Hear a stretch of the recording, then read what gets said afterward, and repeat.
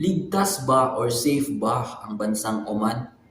Sa video ito, isi-share ko sa inyo yung naging experience ko sa bansang Oman. Bagong lahat, kung hindi pa kayo nakapag-subscribe sa YouTube channel na ito, inaanyayahan ko muna kayo na i-click yung subscribe button sa baba at i-like at yung bell button. Click nyo na rin para ma-notify kayo kapag may bago tayong upload.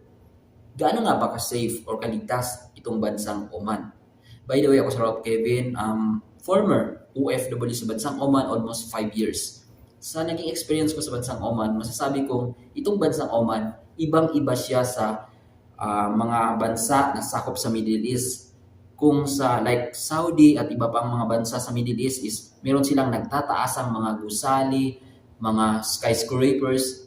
Ang bansang Oman is nananatili silang cultural yung mga bahay nila is mga tradisyonal. Hindi sila, kumbaga hindi nila hinayaan na makisabay sa mga modern or modernized na mga building.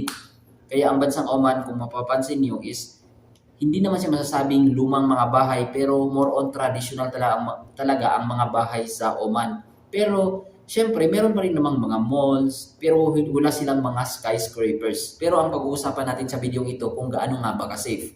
Isa ang Oman sa kilalang bansa na safest or ligtas na bansa at halos zero crime rate.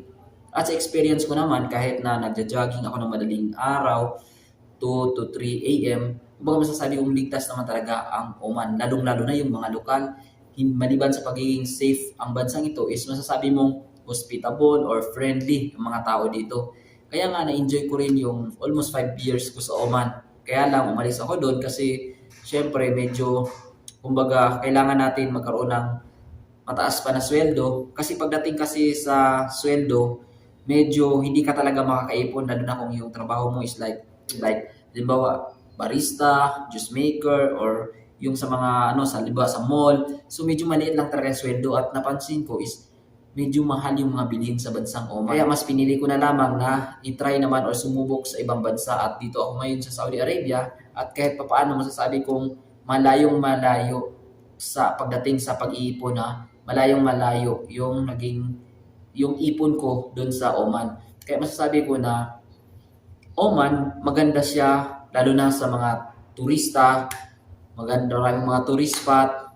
Pagdating sa safest or pagdating sa kaligtasan, masasabi kong ligtas ang bansang Oman. Although, siyempre may mga nabalitaan pa rin na may mga na-disgrasya or merong mga na biktima kasi wala namang perpektong mundo. Pero pagdating talaga sa sa ligtas pero kung ikumpara naman sa mga ibang bansa kahit nga sa Pilipinas, malayong-malayo pagdating itong sa crime rate sa Oman. Kaya masasabi ko na isa ang Oman sa gusto kong babalikan na bansa in the future.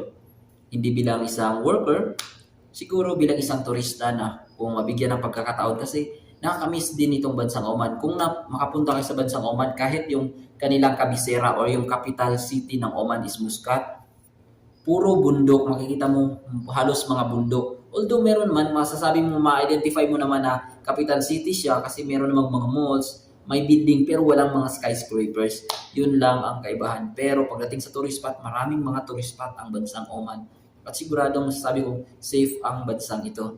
By the way, kung ikaw ay isang OFW sa bansang Oman, pwede mong i-comment dito kung anong magiging karanasan mo or experience mo bilang isang OFW sa bansang Oman. By the way, una akong nag-upload sa Oman sa edad na 21, taong 2018. Na-assign pa nga ako doon sa Bala, sa Rio ng Adaklia. Halos 4 hours ang biyahe mula Muscat papunta doon sa unang pinagtrabaho ko sa Bala. And then sa second, balik ko na sa abroad, doon ako na-assign sa Muscat, which is Al-Quds 7. And malay natin, kung mabigyan ng pagkakataon, baka makapagtrabaho ulit ako doon. Kung meron namang mas mataas-taas na sahod, so tingnan natin. Hindi natin alam kung anong mangyayari sa future. Pero isa lang sa, kumbaga, minamanifest ko na sana makabalik ako sa Oman kahit hindi na bilang worker, kundi bilang turista.